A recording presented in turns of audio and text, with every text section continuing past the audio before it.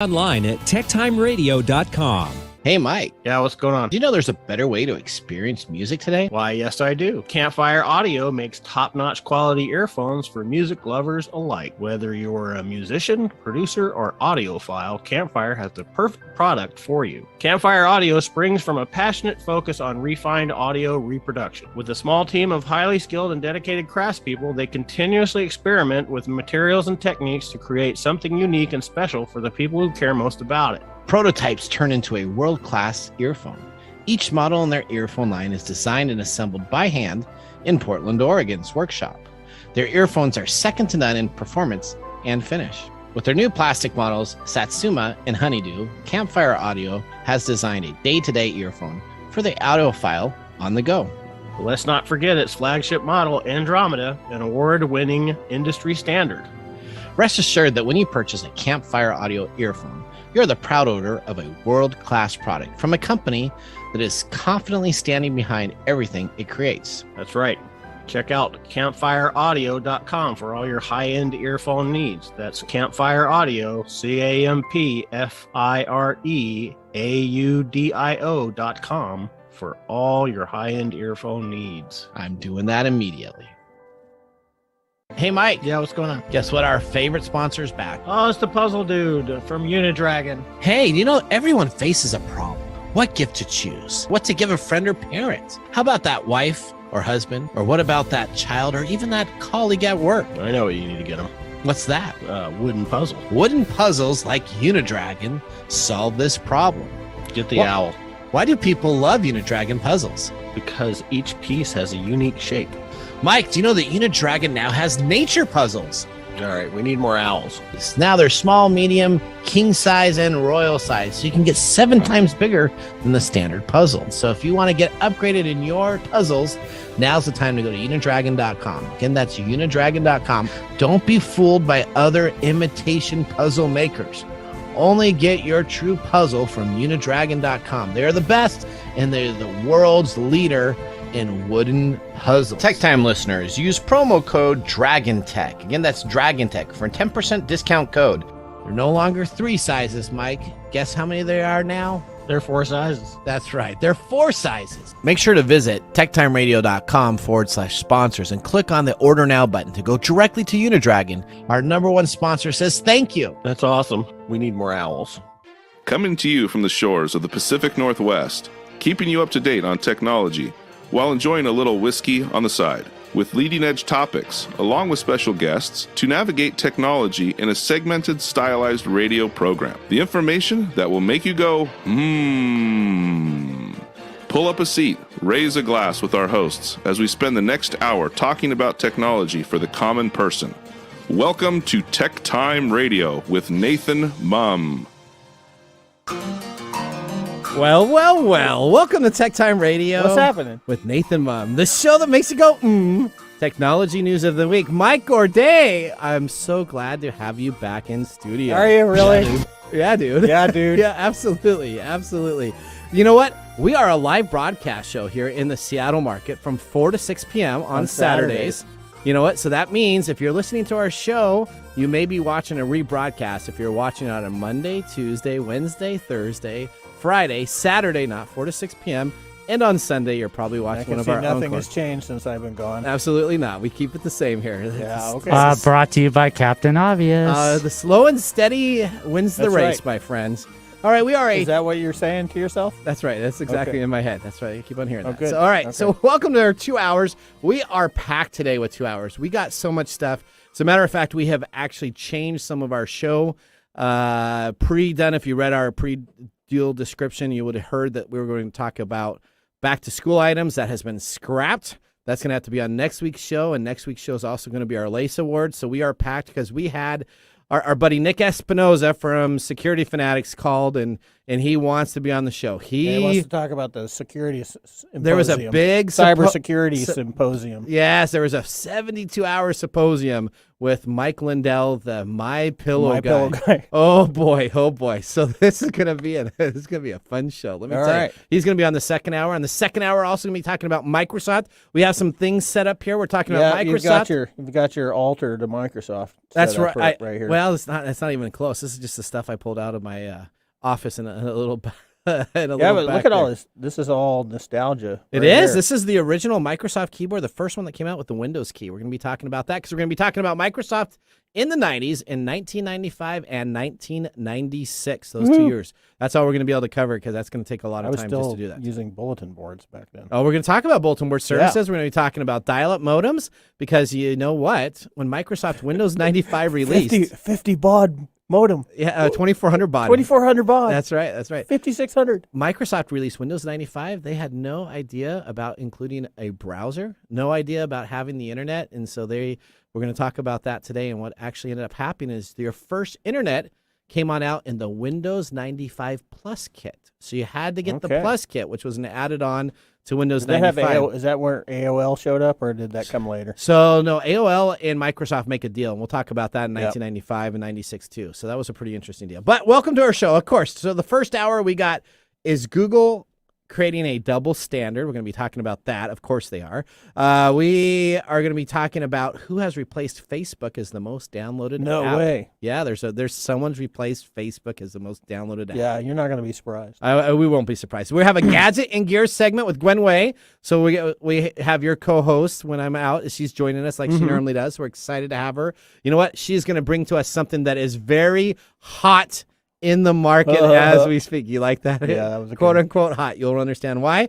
We have our technology insider. We're going to be talking about fake COVID-19 vaccination. No way. cards. Yeah, so since you were gone for 2 weeks because what happened, Mike? I got COVID. Mike got COVID. Even though I was vaccinated. Even though you're vaccinated, you got COVID, but you made it through, right? Yeah, it was nasty. It was nasty? Yeah. So you don't want to get it again?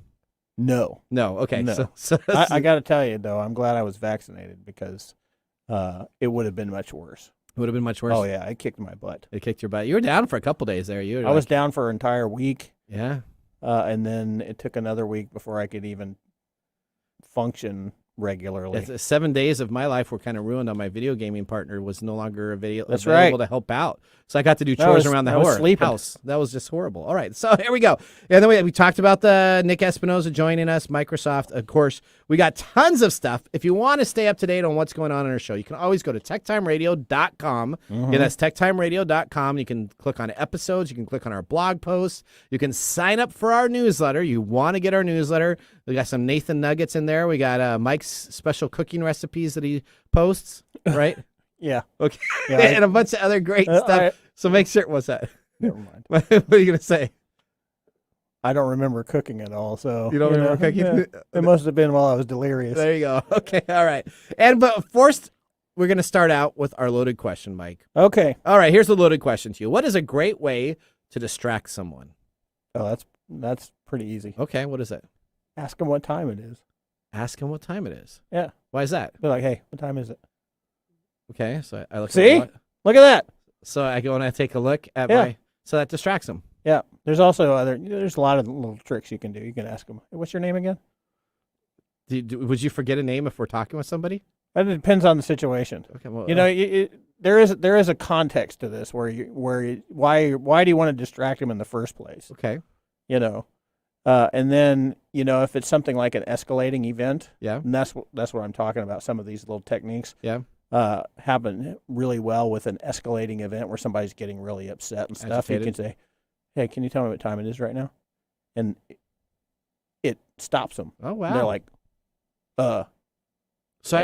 And then there's this place where they can either get more escalated or they can actually calm back down. So you gotta be careful. I gotta use that tonight. Well, I was gonna ask you something. Hey, what time is it? Why are you asking me the time? That's right. So she's probably an escalator. That's right. I would not do that on her. Don't do that. But there's all she kinds look of at me and things. say, "You got your own time. Why don't you figure out? Look at your own wristwatch." Yeah, but there's all kinds of little tricks you can use. Now, you can always join our show with a question for technology. You can call us at 425-373-5792. 5527. You can go to Twitter and you can do hashtag TechTime or hashtag TechTime Radio, either or, and you can put a question out there. We'll read it on the air. And then we got 1-800-298-KKNW if you want to call us at the 188 number. So I don't know if anybody has fees anymore on their phones because everybody's got a cell phone. So that doesn't really cost. But you can call us on that, or you can go to Twitch TV /TechTime Radio, and you can talk with McSherry. You can talk about anything in Mr. Grumpy Pants that was on last week is now in studio. So he can answer them here, and I will answer them here. And David gets to see if they're really questionable, and then he'll ask us over the air. So congratulations on making it through and coming on back so that you can hear now our top stories in the first 5 minutes. Did you bring me better? What's happening in the world of technology? This is our top stories in the first 5 minutes. We'll see how the whiskey tastes, but it is 100 proof, so be careful there. Yeah, but it's a glass bottle, so I'm and cork top and a cork top, so I think we're gonna be okay. I'm a little excited about this. All right, story number 1: Google has a double standard as it's barring applications from using location tracking tools that sell user data. So this is essentially Google is saying you can't use an app on our system that has a tracking tool. That's exactly what it is, right? Very simple. But we can track you to the point where if you even go and disable your location tracking services, Google's still tracking Didn't they get in trouble for that? They did, and they've paid a couple fines, but they still have the ability, even if you say that you do not want to know what's going on and turn off the location history settings, they still track and know what you're doing. So Really? So how does Google give in June? They gave a company, SafeGraph, a 7-day warning. How do you do that? How do you say, okay, you have 7 days to no longer have tracking applications in your apps that you're selling for user data, when that is exactly how Google makes every dime that they make? If you're Google, all you have to do is say it. Because you're on the platform. Because you're Google. Because you're on the Android platform. So you just say that, and then I guess everybody has to adhere to it. And that's like saying, get off my grass. Even though I'm standing in it? Yeah, get off my grass. Okay. Like the old Get out of my yard. Yeah? Yeah, same thing. Same thing. Okay. Google's got a big yard. They got a big yard, and they want to... they're like, no, you can't track people. They want to weigh their stick at certain companies, and other companies they may turn a blind eye. So this was specifically SafeGraph, one company that they decided to isolate. Were there others? No, it was only SafeGraph that they went after. Okay. So they just decided to pick and choose. They must not have liked SafeGraph. They must have... Somebody ticked them off, talk about like... Kind of like what I do, like FireEye. Yeah. So let me just tell you, I have on my website this week, we have had over 500 logins trying to log in to my WordPress site with different allocations coming from IP addresses. And I can't necessarily track it because they're coming from all across the world. Just talk to Google. But well, that's true. But I'm being attacked. So, FireEye guys, you can give it a little rest. I will be nice to you this week. Next week, they're just going to keep doing that. Yeah, that's all right. I don't know why you got to pick on them. Because they're not a very smart group. You just throw sticks. Well, because they say they're experts and they're not. And we'll talk about people that say they're experts on our second segment. Yeah, we can talk about They're going to be people that are going to be there and say, "Oh, I'm an expert on security." How are you an expert for security? Oh, I set up a network at my house and I set up 2 other networks, so I'm a network expert. Oh, okay, way to go, buddy. All right, an unopened copy. Nick and I are going to have a great time. I told him we only got like 10 minutes. 10 minutes. So David, you're going to have to be honest, because Nick and I will go for like 2 hours. I'll just tell you. All right, okay. Second story, unopened copy of Super Mario Brothers sells for a record $2 million. That's incredible. So I got my the Atari system. We talked about this at our staff meeting on Thursday for the show. I'm keeping my Atari unit in its original box. Oh, so the multicolored box? Yeah, so that when I get old and gray and I'm 70 years old and people say, remember this system, it'll be in mint shape and I can sell it for $2 million. This was a Super Mario Brothers copy that was previously purchased in last April for $140,000. Now, the company that does this is called Rally. And what Rally does is it lets you buy collectible items like comic book collections, baseball card collections, video game collections, and you have like 10 or 15 people that will all go on in to purchase this item in a small deal. Then it sits in your collection, and then you as investors in that collection decide if you want to sell it or if you want to keep it to retain value. It's a very interesting deal. I signed up for a couple of accounts. I'm sure you were that kid that bought Star Wars toys and left them in the box. I do have them in the box. I do. See, it never occurred to me when I was a kid to do that. I got the original Han Solo in a box, the very 12-card pack on the back. When I was a kid, we got stuff and we played with it, and we messed them all up, and I still have stuff from when I was like 5 years old. You should list it on eBay. eBay. Do you know when eBay was first created? 1996. 1996. You're going to find that out today when our 1995 and 1996. Yeah, okay. All right, that's right. Okay, here we go. We're on the same page. TikTok, story number 3. TikTok overtakes Facebook as the world's most downloaded app. Where? A global survey of downloads in 2020 shows TikTok, a video sharing app developed in China, is on top of the social media list providers for the first time ever, bucking the trend. Telegram, we're going to be talking about Telegram a little later today, too. Yeah, that's Russian. Telegram, a messaging app originally developed in Russia, but now based in Germany, also moved up to 7th place. ByteDance, who owns TikTok, essentially came out with an international version in 2017. And as of 2020, TikTok is ranked number 1. Facebook is ranked number 2. WhatsApp, a Facebook That's a Facebook solution. Owned. Yep, is 3. Instagram is 4. Facebook Messenger 5. Snapchat 6. Telegram 7. Likey, which I've never heard of, is 8. That's Chinese. Yep, isn't it is a Chinese app. Pinterest is 9, and Twitter is number 10. So that was Oh, our poor stories. Twitter. Yeah, Twitter has dropped. You know, people are not using Twitter, and a lot of the people that use Twitter have moved over to the Clubhouse app. So that kind of seems to be the app itself. Oh, Thank yeah? you, David. Clubhouse. Yeah, Clubhouse. That's where all Isn't that the one talking. that's only on iPhone? It's now on Android, but they waited forever to get on Yeah. Android, which really hurt them. But it is all audio. It's the party line. It's like a party line. Yeah, Yeah. we talked about that, Yeah, we right? talked about that It's the before. old party. Everything. Let me just tell you, everything that's old comes back in style. weren't we just talking about freaking 8 tracks coming back? 8 tracks. So let me just tell you, And tape decks. So my son, the cool thing now, my youngest son, he has a tape player. He got rid of the high-end CD player. He literally has a tape player, and he purchased on eBay tape decks so he can put in the old tapes. This and isn't listen an to 8-track, right? This is the 8 tracks are the high end. That is like the real rare stuff can't right believe- now. yeah, so that 8 just tracks is the boggles my highest. mind. Tapes are kind of down there, and now CDs are coming back in style too.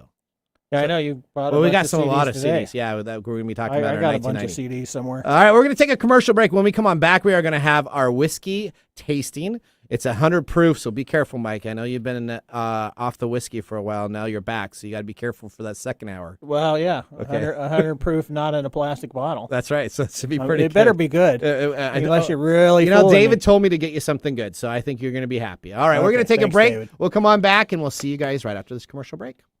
Hi, I'm Nathan Mumm, host of TechTime Radio with Nathan Mumm on KKNW. TechTime Radio's live show is Saturday from 4 to 6 p.m., and you can always check us on the web at techtimeradio.com. Our segmented stylized radio gives you the breaking news before it hits mainstream media. Join myself and Mike Corday as we'll make you laugh. That's good. So, Hooked on Phonics worked for you, didn't it? It did, just a little bit.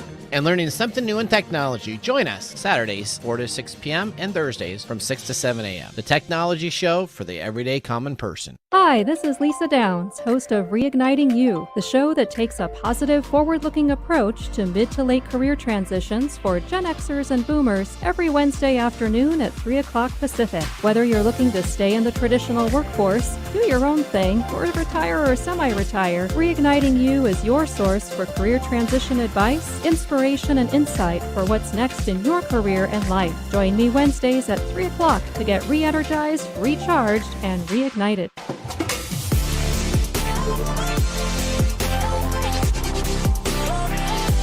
Welcome back to TechTime Radio. I'm your host, Nathan Mumm. I was just busy chatting away with somebody on Twitch TV. They are saying that they are going with you, Mike, and they said that toys should be played with as a kid. And I said, no, keep them in the box. So let me just tell you, if you want to join us. I had to start buying 2 sets of everything. So one that I kept in a box and one that I played with. That's what I did too. So I always had, if I had them in the box, I had the original character. I got the original. Remember the original Kenner Emperor from Return of the Jedi? That the one you had to turn in the one you had to send in all those. You have it? I got that. Oh, that's worth a lot of money. Mm-hmm. I think it's $110 or $130. I just looked at it recently. Yep. On eBay. So do you do you have it in the original cardboard box that they shipped it? No. That's the key. You That's got to the key. have You it, gotta have and it then in you the have to have bottle. that little cheap The bubble little wrap. bubble wrap. Yep, you have to have it in there to keep it in the mint condition. All right. Well, welcome back. Now, during this break, it was a short break, we have our whiskey, which is James E's Pepper Rye. So we'll show it right here. James Pepper, 1776. It's 100 or 90% rye mash bill. It's bottled at 100 proof. The 100 proof rye whiskey bottled under James E. Pepper label is from the Kentucky distillery in an original recipe in 1776. Straight bourbon. There you go. It's good. It has a unique fruity rye taste. And a long burn, which is good. It's got a long burn. It's got a long burn. It's good. Man, it's good. It's not Canadian Mist. It's not Canadian Mist. I remember that. I will always remember that. I remember you guys griping, you and Gwen, and she'll be on the show here in just a little bit. You and Gwen griping about the stuff that I gave you, that rich and rare. That was nasty stuff. That was nothing. That was nothing compared to that other stuff. the Canadian Mist stuff. Yeah, Canadian Mist. If you want the worst, I will forever remember Canadian Mist. You'll never. If you ever go to a party, that's what gave me COVID. Is that what you're saying? That gave you COVID? Yeah, I don't know. Okay, all right.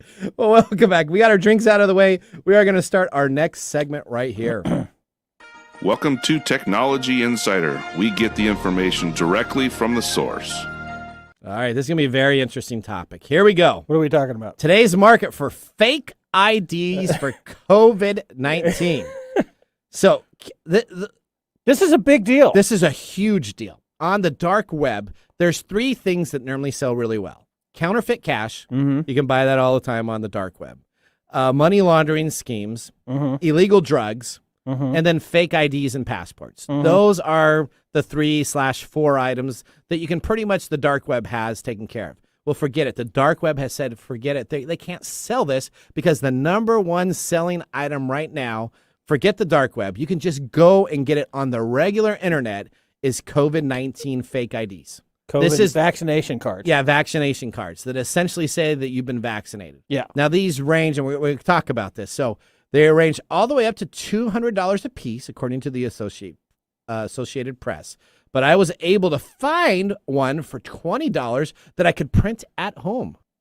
So why not? So I could put in whatever information I want for $20. They would give me a template, and then I could just print it off, and I could have it available. It told me what type of paper to use. It was some blah blah blah, some other type of unique thickness, and a little bit of less of a cardstock, but a little bit more heavier than the standard paper. So I could get it exactly the same way for $20. Now, I did not buy it because I wouldn't pay $20. Wasn't there a place in California where you could buy? So we're going to talk about that. In July, a homeopathic doctor in California was arrested on charges that she sold patients pellets that were COVID-19 vaccination pellets, is what she called them. Now, with this, you also received a Madrona, a vaccination card. And you were able Moderna. Madrona. Moderna. Moderna? John Phonics worked for you, didn't it? Is it Madrona or Moderna? It's Moderna. Okay, the Moderna vaccination. Now, a California bar owner said, you know what? I can get into this too. And he essentially had, anytime he would go to his bar, he was actually arrested in May, but anytime he could go to his bar, he was selling fake COVID-19 vaccination cards for $20 a piece. And it wasn't the print from home. So you had them already pre-printed, taken care of. Yeah. So this market has overtaken the internet. And it'll last only for so long, and then it'll crash. But people will do that. This is exactly the same thing as people when the whole mask thing came off. They're like, if you're vaccinated, you don't have to wear a mask. Everybody goes around saying they're vaccinated because they don't want to wear the mask. So we're going to talk about this is both a federal crime and a state crime and a state crime. So that is like double jeopardy and what happens into that because the federal government can come on in and issue a fine to you, put you in jail, probably do different if stuff. You cross state lines. That's correct. And then states are all over the gamut on what they have for fake IDs. This is listed as a misdemeanor. That is a fake ID type of deal. So it's the same type of deal if I had a fake driver's license, correct. A fake passport, anything else that I'd have. But let's take a look at this. We had a couple people that, so this is the Tennessee Attorney General's office, Samantha Fisher, said that if people are caught in Tennessee, that they're going to go for the maximum enforcement of anybody. And at that area, it's essentially 5 years in jail. Isn't it $5,000 or 5 years in jail? So it is $5,000 or 5 years in jail. So like a class 3 misdemeanor. Yep. Now in Honolulu, 2 mainlanders were just arrested recently. Authorities from the Hawaii Attorney General's office arrested 2 visitors from the mainland who allegedly attempted to skirt the state's safe travel program, falsifying their vaccination cards, and they carried a fine up to $5,000 or a 1-year term in prison. Wow. The person gets to decide what they need to do with that. So these people trying to fake their ID, 2 people, Yeah. that's $10K out of your pocket. Now, why are we talking about this on a technology show, you're going to ask? Well, because anybody, it's technology that's driving all this anybody can get this. If you have an application called Telegram, we just talked about it, Russian-based focused application that is now hosted in Germany. Mm-hmm. So that just means they have a server that's hosted in Germany. It probably hasn't changed who the ownerships are. That is now ranked 7th in the world. All you have to do is go to any of their channels and type in a search COVID-19 vaccination. A lot of these public channels have over 450,000 people in them, and any subscriber at any time is able to search for records. Mm-hmm. Essentially, they have an active market for fake vaccine cards that are available in the European Unions and the United States. And essentially, they have gone from a small 1,000 average per month selling up to 4,500 per day issued fake IDs. So who are these people buying it? Why are there so many people buying it? I don't get it. And why has it increased over 500% in the last 2 months? There's tons and tons of reasons people will give for why they're buying it, but it all comes back to a simple thing. They're just afraid of the vaccine. Okay, so here's an example right here. Very simple. I'll try to get this on the camera a little bit. It's kind of a screenshot. But essentially what you can do is you can just go into any of the Telegram apps, and all you have to do is type in COVID-19 vaccine card suppliers. Mm-hmm. Currently, there are over 4,000 that are available. The largest group has 1,440 people that are a part and subscribe to that group. Essentially, all you got to do is tell them your email address, and they will immediately send it to you, guaranteed with shipping tracking. So I guess if you get your fake ID card for $200, they'll actually make sure that you can track your ID to make sure that it gets there, that's available. So my question to people is, why would you I'm a cheap guy. Why would you spend $200? Again, I get it that you want to have this card because you don't want to go in and get vaccinated. But why would you spend $200 on the standard internet to get a fake ID to say that you have a COVID shot? When you can just, if you really want it, you can just go get a COVID shot and get the vaccination yourself. Well, or not, it's and then not just not get it. It's not quite as simple as that, and I've got a cramp in my leg. You got a cramp in your leg? Yeah. Is it the alcohol? Maybe the alcohol. You can stand up if you want to Yeah, stand I might have to. Okay, all right. So, yeah, I mean, there's a lot of reasons why people are doing this. Some people don't believe that COVID exists. Some people don't believe that vaccinations work. Some people believe that the government is using vaccinations to track everybody. There's all kinds of different reasons. It's all fear-based. Okay. And there's also a convenience base, right? It's like going down to the convenience store. I'm going to go down to the convenience store. I'm going to pay $5 for a soda because it's right there. Instead of buying it at Costco. Instead of buying at Costco. $7.99 and I can get 12 of them. Right. It's the same. It's sort of the same idea too. So there's that in play too. It's remarkable that this is the dark side of technology. Yeah. We have so much information out there that nobody knows what's real and what's not real. We have a lot of different ways of getting this information to us 24 hours a day, 7 days a week. Well, let me just tell you, I cannot believe that this has overtaken drugs, overtaken illegal IDs, passports, and has overtaken all of the other items on the dark web, where essentially these dark web shops have shut down and have moved to Telegram and other basic messaging apps to sell these fake IDs. That's because of context. It's social context. COVID is a huge thing right now, and whether you believe in it or not, it is affecting our lives, and this is how people are dealing with it. So it's not going to last long. Okay. It's going to hit a peak at some point pretty quick, and then it's going to drop off, and then they're going to go back to We got 4,000 people selling it, different vendors out there. I'm sure it's going to crash after market a while. saturated already. So, we're gonna see that it's going to fall off, and then it'll disappear.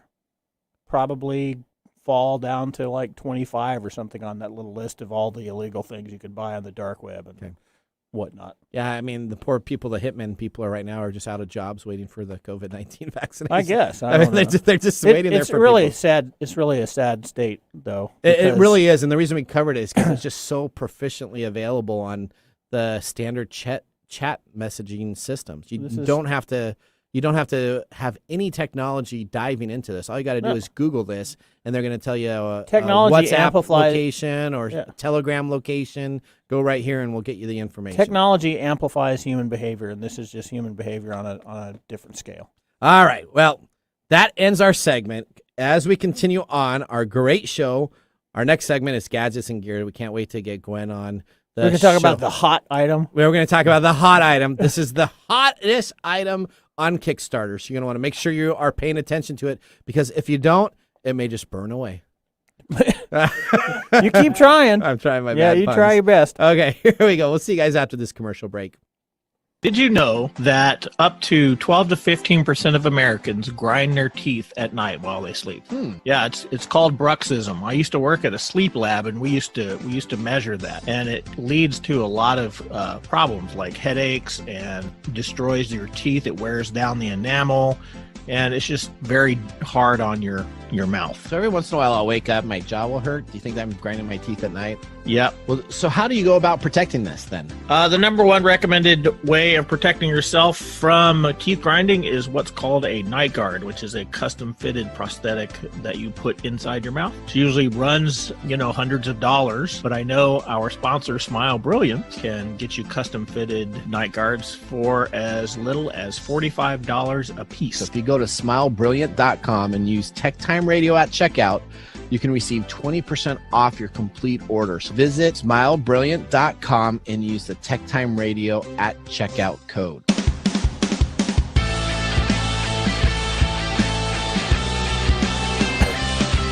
Welcome back to TechTime Radio. I'm your host, Nathan Mum. Mike Renee, are you okay? Are you going to have to stand up? Or I know that was tightening up on you.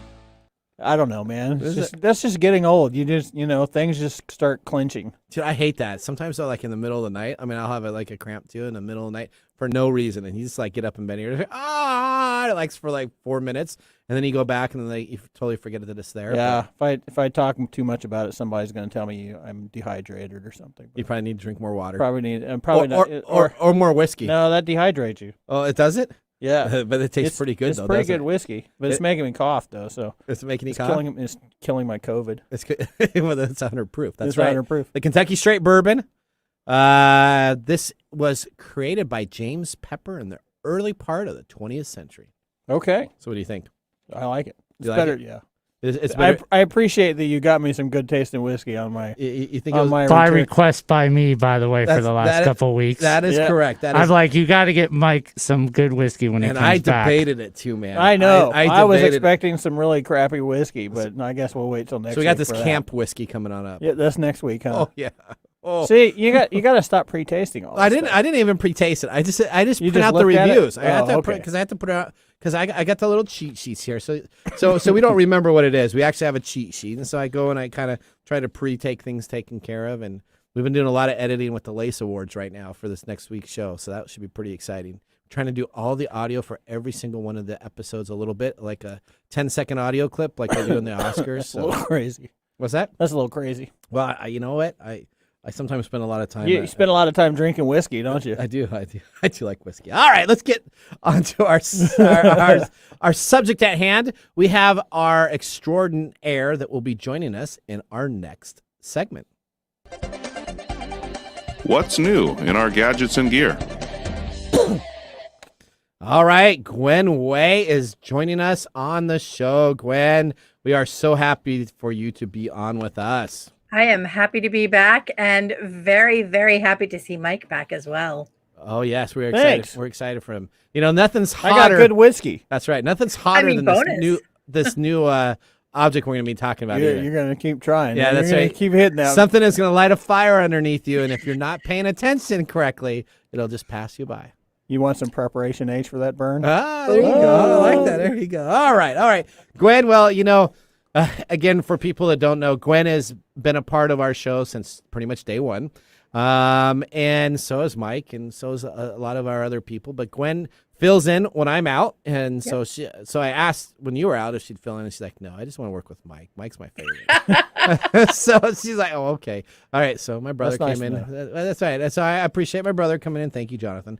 But we were talking about this. I spent a lot of time, and let me just tell you, my wife is listening right now, so we're probably going to order like 5 of these because they're amazing. Yeah, it's pretty interesting. I actually watched the video. So, Gwen, please tell us about your gadget and gear. All right. Well, today's gadget is called Elligo, Elligo. It's available on Kickstarter, and it is, instead of a smoke detector, a flame detector. A flame detector? What is a flame detector, Gwen? Well, it actually has a camera that utilizes machine learning to identify actual flames. It's pretty cool. So actual flames. So not like my old girlfriends, but you're talking about actual flames. Just keep going there. Oh, my goodness. Man, this is painful, dude. It all the time. Yeah. So no, this is a great tool. It not only detects flames, but it can tell the difference between an actual fire that you need to worry about and, for example, cooking. Okay. Which is pretty cool. So we got to put this in for Mike's. Some people, yeah, like for me, that's like one and the same. That's right. I burned down the kitchen. So you got those alarms that we had on that you can relay up to 300 thing. You put this on here and it can make sure that your food doesn't catch on fire. See, there you go. That would work. Right. That would work. Okay, so this device detects fire. So how does it detect fire? It actually detects fire a couple of different ways. The big thing is that it does have a camera, and it utilizes machine learning to actually scan the images on the camera and identify what is fire versus what is a lamp or light bulb. It can tell the difference between burners and an unexpected fire. Perfect. We'll put it that way. What kind of view does this have? Is this like got a 180 view from the camera angle, or is it a wide angle? What kind of? It's wide angle to make sure that it can gather as much information as possible. I believe it's 270 or is as close to it as it can get. And one of the cool things is that it will actually record things. And if it reports a fire to the fire station, which is one of the options that you have, it can provide the fire station with images from up to 3 minutes prior to the start of the fire so that you can tell. So there's my kitchen right there. Oh, see, there you go. Is that your kitchen right there? Yeah, on fire. That's me cooking. Kitchen on fire? That's me cooking. But yeah, it can actually load a picture to the fire department so they're able to see where the fire started and how it started. So let me say I'm out in the middle. Let me say that I'm outside, and I like to burn stuff sometimes. I create these burn piles. I think this is for inside your house. Well, hang on a second. I did a little bit of research here. Yeah. So I did. So this is a setup. This is kind of like a set spike. Boom. Oh, okay. Nothing is worse than having a fire explosion. So, okay. So when I'm out working in the field, if my wife had one of these and she put it on the side of the house, it essentially, and we go to bed at night, right? Because I start these big fires, and then I'm like, oh, that's fine. Don't worry about them. It'll be fine when I go to bed. You could have this outside recording, and then it could alert myself and or the fire department if that flame decided to grow larger, and it would continuously record and allow us to see that video only after it triggers the fire. Is that correct? That is correct. It can also be used to monitor fires in fireplaces. I don't think that would be the proper usage of this thing. Why? Well, I'm going to set a fire, and then I'm going to walk away and let my little IoT device monitor it. What? If it gets out of hand, I'll know. Well, no. So I'm not saying. So I'm going to start all these forest fires. Like, IoT devices going off. No. What Man, I'm if saying, you're an arson, that's a really cool tool to have. That's true. you can see how well your Yeah. effectiveness is. You can keep on going back. Yeah. Okay, I so probably shouldn't be giving any ideas. no. But if you have a burn pile, which Yes. is fairly common in the country, I mean, Yep. it happens. You can definitely use it to monitor that and make sure that it doesn't jump to something you don't want burning. I had a friend who used to throw aerosol cans into his burn pile Oh. and shoot him with a 22. Are you serious? Yeah. Is that back in Arizona? Is that your Arizona there? days? In Arizona, when I was young. Yeah, That you had makes some. a certain you amount had of some sense. crazy. 50-foot flame. Oh. How would that work on the IoT device? But I don't know. I'm sure to pick up on it pretty quickly. It would definitely pick up he and was kind of alert dumb. you. Yeah, he was dumb. He chucked a bunch of 22 shells in the fire once and shot himself Oh. in the back of the leg. I mean, to be fair, he was your we best used to friend? set No, snowballs. he was your wasn't best friend, He huh? wasn't my best friend. Okay. He didn't last long enough to be my best friend. He died. Oh no. Oh. Oh, In a I hope he fire? didn't really do it. Did he? What? Did he really die? Oh, I don't know. Okay. I don't Okay. know. Sure. Okay. But I know he probably should be because should be. he would do all kinds of crazy stuff like that. Throw Stuff bullets into fire. That's right. You stopped it. You almost got beeped there. You see that, David? Did I? Yeah, you don't stopped make me push beef the it. button That's over right. here. Was I about to You say gave- I something I was wasn't there, supposed but I to? could see David's hand just hovering over Yeah, it. that's right. He was ready to go. Yeah, Okay. he's Yeah, there giving was me the a letter Nintendo S, salute. but then he stopped after the S. Those ships. You were talking about ships, right? I don't know what I was talking about. He was Okay. just an idiot. Okay. All right. So, Gwen, tell us a little bit more about this because this is great. So, it detects fires. It alerts you in email format. It can alert does it actually do a robocall? How does it actually get a hold of the fire stations if you have these set up? Well, it can call, it can send an email depending on your local fire department. Generally, it will, however, do a 911 call to alert them to your address and provide any information that they need. It also, as is on the screen right now, can connect to your phone and send you an alert. So it'll send you an alert, say, hey, do you need me to call 911? If you say yes, it rings out. All right. So now that most important, how do I get it? How much does it cost? And how do I find it? All right. How you get it is through Kickstarter. Okay. Just go to Kickstarter.com, search for Elligo. That's ELLIGO. And right now, there are still some of the early bird pricing left. So how much is it? How much is that? You can get one for $80. Come on, you've already bought this. I haven't bought it yet. My wife's listening. I told her to listen. So she's I was going to say probably she may be buying it right now, and if so, good on you, because this is a great product. Well, yeah, if you got somebody running around outside just randomly burning stuff. But Yeah, we're this going to have is like especially a 45 good of these around our product for property. somebody married to Nathan. Yeah. Yeah, that would have been helpful with Oh. that neighbor of yours. What's that? That neighbor of yours a few months back. Yeah. Oh, that's true. Didn't their barn catch on fire? Oh, their whole house did. Their whole house Yeah. did up Yeah. there. But he did drugs. He was doing cocaine in there. He should have had it. So He should have had one of these IoT devices. Be like, hey, Yeah, your I meth think- lab is getting a little bit too. You might want to too stop fumey. cooking. That's right. Yeah. That's why I went poop up in the air. Yeah. All right. Okay. So Kickstarter. How much do they cost? About $80 right now if you get the early bird special. Okay. After that, they've got a couple that are available for $90. Normally, they're going to be between $100 and $150. All right. And when does the Kickstarter end? And what's the expected date to get these? Well, the Kickstarter has a little bit of time left. You've got about 2 weeks, almost 3 weeks, so 19 days to go. And they are hoping to actually have it shipping out by the end of the year. It may be early 2022, though, given everything that's going on. Yes, everybody always says that at the end of the year. So that means you get Exactly. it. So she'll get it next year. You'll get it next year. Okay, that's fine. Early how next year, I would How say. many stuff are you waiting for? You're waiting for a lot of stuff. I actually I had a belt that I waited almost 3 years for my poor uncle. There I you got go. it for Christmas, and I just kept on saying it's still coming. I just sent him the link to the site, and he's the one that provides us our poor whiskey. As long as he eventually got it, you know? He did get it. He got it, and by the time he got it, he was like, "Oh, this is kind of a little less enthusiastic." I already heard about it 3 Christmases ago. Like, okay, all right. So Kickstarter, it's about $100. Yep. They expect to ship it at the end of the year, which means it'll probably come in perfect time for summer next year, probably. It's available. Exactly.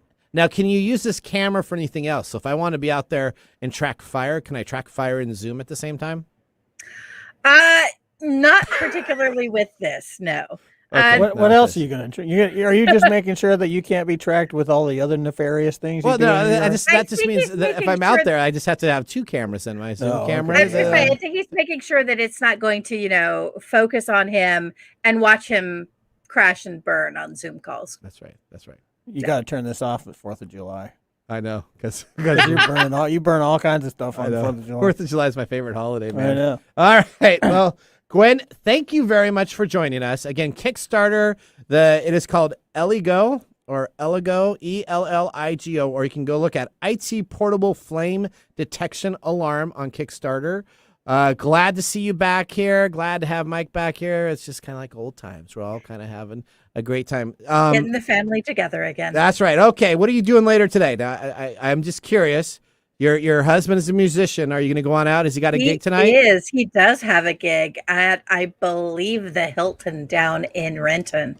He's going to be playing outdoors right next to the water, so should be a good night. All right. Well, you guys have a great time. Thank you for joining us on the show today. All right. We're going to take a commercial break. When we come on back, we got Mike's mesmerizing moment. That's good because we had Jonathan's Just the Facts. And then we had Gwen's Goodies. Gwen's Goodies is pretty cool, though. I like doing that one. So we're back. Story Coffee will be happy to have you back. Now, have you had some Story Coffee during the COVID time? Did you go through your Story Coffee, or what? Could you not taste it? I didn't know. I didn't drink anything but water. Okay. You can't. I couldn't taste anything anyway. So okay. So my taste started coming back last week. So you could have had like that real crappy Starbucks stuff, and you would have been. I could have had Canadian Mist all the last couple of weeks, and it wouldn't have affected me at all. I couldn't taste anything. Okay. All right. We're going to go to a commercial break. When we come back, Mike's mesmerizing moment. We still got our pick of the day, and we got a loaded show for the second hour. So we'll see you after this commercial break. Hey, Mike, as a business owner, why do we form an LLC or a corporation? Well, that's pretty simple. We want to protect ourselves personally from the liability of the company. That's right, Mike. The very next thing we should be doing as business owners is protecting ourselves personally from the finances of the company. Right. Yeah, that's why you want to get help, and you can get help from the Business Doctor, which was founded by Dr. Glenn Smith, PhD in Business Management, Accounting, and Finance. Schedule your free business evaluation and consultation at thebusinessdoctor.us. Enroll in the Rapid Business Credit Builder program and get up to 100K business credit under the company's EIN and the DUNS number in less than 6 months. The DUNS number is really important for your rating on when you purchase other items from other businesses, never having to use personal credit ever again. That's thebusinessdoctor.us or call 866-383-1030. Again, that's 866-383-1030 or thebusinessdoctor.us. Visit the Business Doctor today. Welcome back to TechTime Radio. I'm your host, Nathan Mumm. We just finished our whiskey, our last sampling off the air. Mike, that was a little bit of a burn, wasn't it? That third slug was really, really hard. Woo. That was a. It's 100 proof. I know. David, I'm waiting. we were talking off air. David's like, I hope Mike can do letters. We'll see. Oh, yeah, I won't be able to read. He'll be like, yeah, okay. All right, well, let's move right into our next segment. We got Mike's mesmerizing moment. This is Mike's mesmerizing moment, presented by Story Coffee. Visit storycoffee.com. Well, so we talk about the vaccine cards a little bit more. Well, it's your mesmerizing moment, so mesmerize me. Yeah, it's very interesting that this kind of business occurs, this opportunity to make money by selling fake vaccination cards because people refuse to get the vaccinations or they just want the convenience of having a card. And there's no strict rules yet about having a vaccination card. Correct. Except for we talked about last week, businesses are they're starting to. They're starting to. I've had to produce it a few times now. I have to make sure that because it's part of the state of Washington's condition of employment now is that you have to be vaccinated. So you have to produce your vaccination card. And you work for the state, right? Yes, I work for the state. Correct. My day job. So I I know this is kind of a I was hard going to thing say, for you're some not a people. dancer? I was going to say, you're No. not. That's what I was going to say. Okay, all right, sorry. So this is kind of an interesting thing to see from a human behavior standpoint.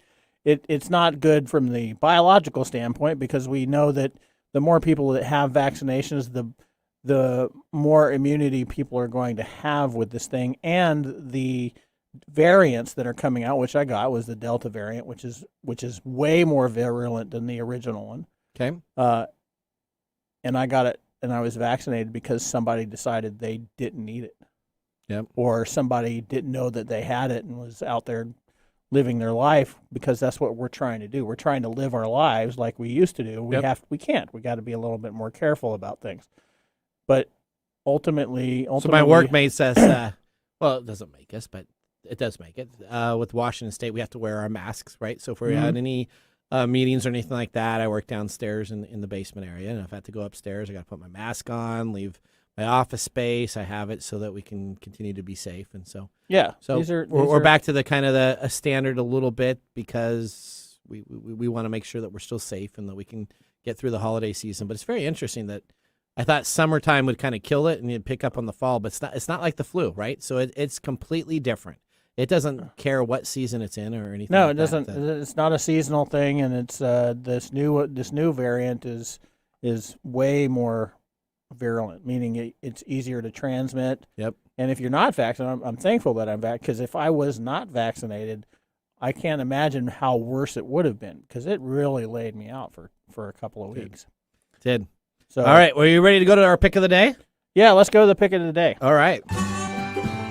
Hey, pick of the day And music. now our pick of the day for our whiskey tastings. Let's see what bubbles to the top. So we are perfect on time right now. I spent a lot of time making sure that our schedule is going to be packed, but it's going to be on time. So, okay. Whiskey tasting time. Let me talk about this James E. Pepper Rye Bourbon-esque fruity whiskey. Yeah, what do you think? I'm pretty sure I know what you're going to give. I'm giving it an absolute thumbs up. Yeah, I'm going to give it a thumbs up. So we got 2 thumbs up. It's been a while since we've had that's 2 thumbs up. That's because you got me some good whiskey. We do have some I good can't whiskey. tell you honestly if it's because it's really good whiskey or it's because I'm comparing it to the Canadian Mist stuff that I had 3 weeks ago, right before I got COVID. Well, let me just tell you, we still have a whole bundle of I can't wait. Of value whiskey to be tasting on the upcoming shows. So next week's show is going to be the Lace Awards. So do I bring a high end or do I bring in a really, really low end? Well, I know what you're going to do. Okay, all right, me too. Low end, we'll see what happens. Yeah, all right, okay. We're gonna mess with Mike on the bad whiskey. That's right. We'll be doing that on the Lace Awards. Again, make sure you turn in next week, because next week we got the Lace Awards. We're gonna have our back to school special, which we're gonna be talking about all the gear that you should be purchasing if you're a college kid and you're going back to school. If you're a high school kid, you're going back to school. I mean, kids are gonna be going back to school, so they're gonna need to have their laptops. And their gadget devices. I can't wait for the second hour. So let me just tell you a little bit about what we have on the second hour here. So make sure you join us. We got a short commercial break at the top of the hour here, and we are going to be talking our second hour. We got a Microsoft special. This is where all this information is. Yeah, this is 1995 Nathan's nostalgia. 1996. You're going to ask me a bunch of questions. It's going to be a lot more, probably a lot less of Microsoft information, a lot of Nathan stories. We got some great stories. 1995 was crazy at Microsoft. 1996 is crazy. Then we have 1997, which is not as crazy, and then 98 and 99 is just all over the board. Windows 98.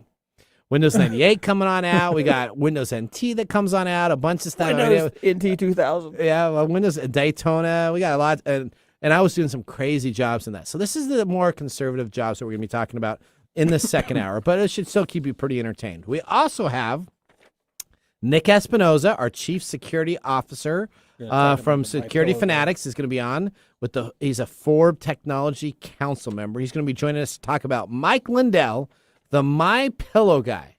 So you understand, the My Pillow guy, I had no idea that he was in the cybersecurity, but he did a 72-hour cyber symposium. Cybersecurity. And let me just tell you, Nick, if you want to read his, oh man, he was hilarious. So you could tell he was in a mood because he wanted cybersecurity, and he was all over Twitter. He was like, okay, can you please give me something? Can I talk about something? And so he did a 20-minute video, which I think was more of a ability for him to relax and get all of his 20-minute rant. Yeah, all of his angst out about what was going on. And we're going to be talking about the election machines that could have been hacked. Maybe China changed the election. Yeah, okay. So we'll be talking about that. Well, we'll be talking about it. I don't want to give it away. This is the lead-in type of deal. We're also going to have, of course, our letter segment. We got some great letters. I literally printed out 6, 7, 8 letters, and when we go to break, we will actually have to look through them because some of them are so hilarious. Some of them are just very simple, funny too. So I don't know. Okay. We'll get to read that. Mr. Gourdet, welcome back. Hopefully, you're going to be okay to make it through here on the second hour. Hopefully, I'm a lot more protected now. You're a lot more protected now. I hope so. So let me just tell you, we got. You know what these are, right? They're buttons. Joystick buttons, big deal in the 1990s of video game arcades. We got some. This is solid gold here. These are Microsoft CDs. Confidential at the very bottom. Discs? Oh yeah, this is Windows 95 right here. These are used to get these in barrels that you could just grab them for back in the day. We got the Micro News. We got Microsoft 1995, and of course, we got David, Mike, and Nathan on TechTime Radio that will be joining you guys. So glad you're back. Thanks. You know what? I really miss when you're not here. So it makes it very, very unique show, and I'm glad you're back. So I am Nathan Mum. We got David Brown behind the board. Again, he's been here at almost all the things. We got Mike Gourdet. We will see you on the second hour, starting right after our commercial break. Bye-bye. Thanks for joining us on TechTime Radio. We hope that you had a chance to have that moment today in technology. The fun doesn't stop there. We recommend that you go to techtimeradio.com and join our fan list for the most important aspect of staying connected and winning some really great monthly prizes. We also have a few other ways to stay connected, including subscribing to our podcast on any podcast service, from Apple to Google and everything in between. We're also on YouTube, so check us out on youtube.com/techtimeradio, all one word. We hope you enjoyed the show as much as we did making it for you. From all of us at TechTime Radio, remember, mum's the word. Have a safe and fantastic week. The views expressed on this program are those of the host,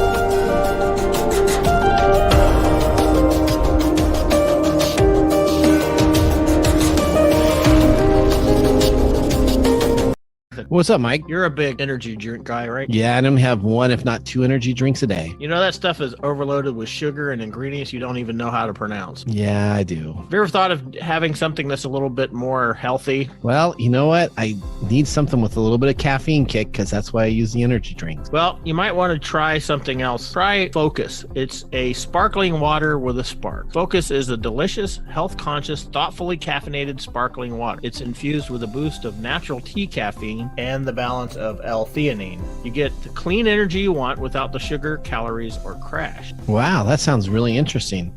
And they have a wide range of flavors, including blood orange, mixed berry, cherry cola. Cherry cola? Yeah, crisp apple, root beer, grapefruit. I like root beer. Yuzu and lime, cucumber and peach. Ooh, where can I get some, Mike? Go to www.drinkfocus.com. That's www.drinkfocus.com. And if you use our code TechTime at checkout, you will get 20% off. 20% off? Wow. Yeah, can't wait, can you? I'm going to go buy one of these today.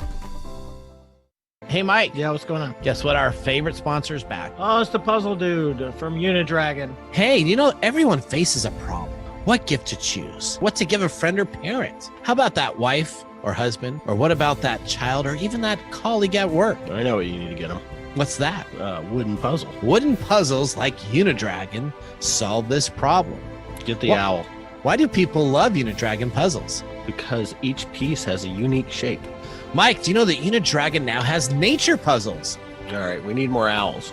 Now they're small, medium, king size, and royal size. So you can get 7 times bigger than the standard puzzle. So if you want to get upgraded in your puzzles, now's the time to go to unidragon.com. Again, that's unidragon.com. Don't be fooled by other imitation puzzle makers.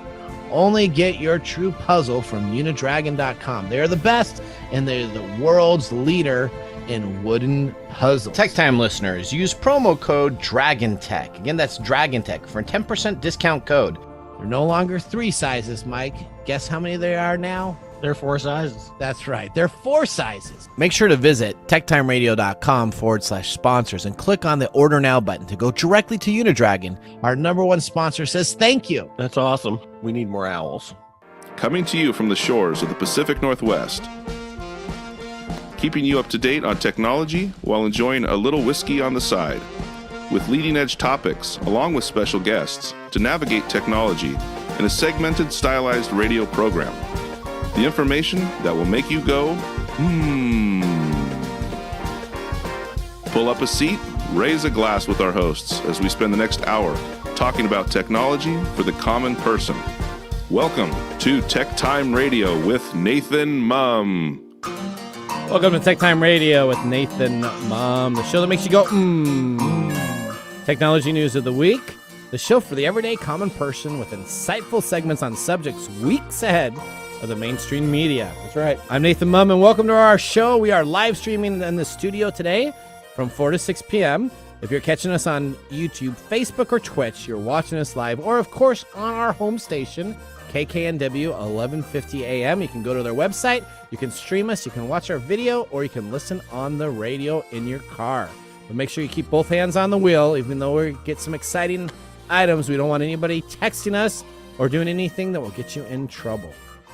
Okay. Like I do when I drive. Okay. PSA, huh? That's a PSA announcement. There you go. Let me tell you, if you're watching us on Monday, Tuesday, Wednesday, Thursday, and Friday, and Saturday, not 4 to 6 p.m., and Sunday, you're catching a rebroadcast. So visit us at techtimeradio.com to make sure you stay up on all the latest information. Our website. Yeah, we're only live from 4 to 6. Well, and on then Saturday. we're Memorex the rest of the week. The rest of it is, and then our replay value those? just hits. I do remember. Remember, it's Is Memorex. it live or is it the Memorex?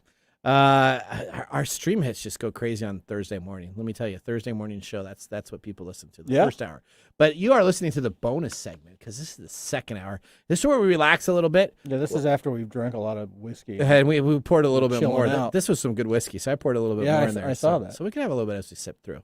We just don't have. We just have to wait to go home. What's that? We're gonna have to wait a while to go home. Well, let's just tell you, we normally go after post the show to Applebee's. There's not a chance we're getting to Applebee's anymore. So now the last 3 weeks I've been there, it is like a 40-minute waiting line. So we're gonna have to go to. Are you serious? I am dead serious. But there's a new Thai place that we're gonna go to.